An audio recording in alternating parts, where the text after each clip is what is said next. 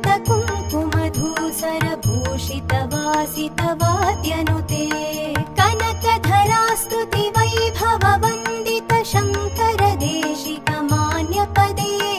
जय जय हे मधुसूदन कामिनि विजयलक्ष्मि सदा पालय माम् जय जय हे मधुसूदन कामिनि विजयलक्ष्मि सदा पालय माम् प्रणत सुरेश्वरि भारति भार्गवि शोकविनाशिनि रत्नमये